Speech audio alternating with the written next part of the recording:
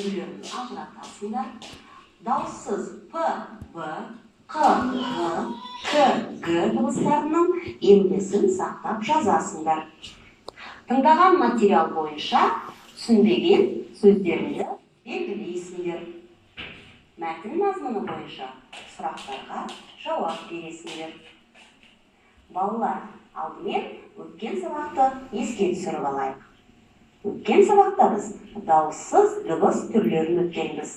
Олардың үнді, ұяң және қатаң болып бөлінетінін білеміз. Балалар, оқулығымызды аламыз. Ауылда мәтінін менімен бірге мәнерлеп оқиық. Ауылда Әлия мен Әсет қалада туып, сонда өсіп келеді. Жақында аталарыңа барамыз, деді бір күні әкесі. Келесі күні әкесі мен шешесі Әсет пен Әлияны ауылға алып келді. Әлия мен Әсет екеуі атасы мен әжесінің қолында қалғанына 2-3 күн болды. Әлия көбінесе әжесінің қасынан шықпайды. Әсет атасымен бірге жүреді. Кешке қарай мал қоралауға да үйреніп алды. Бірде кешкі шай алдында әжесі Әсетті іздеп үйді айналып шықты.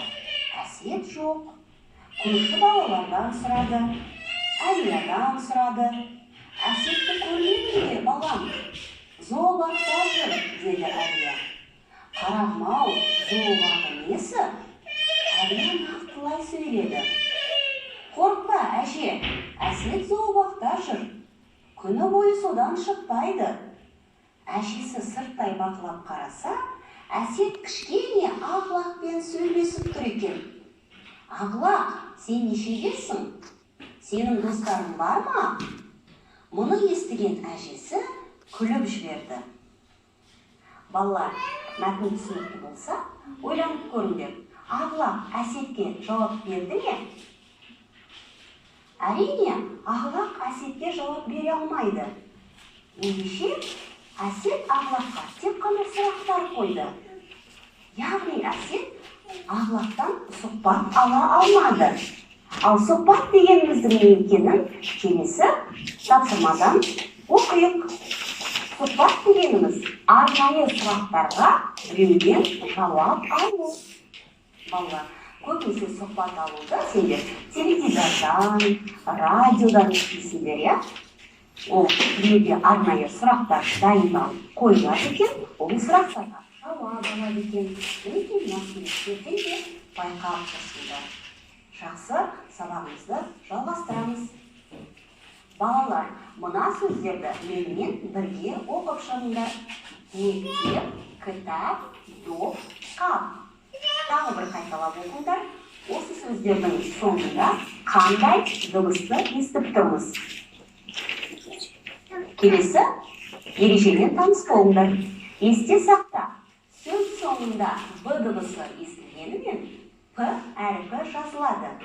Мысалы, мектеп, кітап, доп, қап. Бұл сөздердің соңында Б дыбысы естілгенімен П жазылатындығын естеріңнен шығармаңдар. Енді мәтінге қайта оралып, мәтіндегі П әрпіне аяқталатын сөздерді еріп жазыңдар. Жұмысымызды тексерейік. Алып, үйреніп, іздеп, бақылап, сөйлесіп, күліп. Осы сөздердің соңында Б дыбысы естілгенімен П жазылатындығын естен шығармаймыз. Жарайсыңдар, балалар. Сабағымызды жалғастырамыз.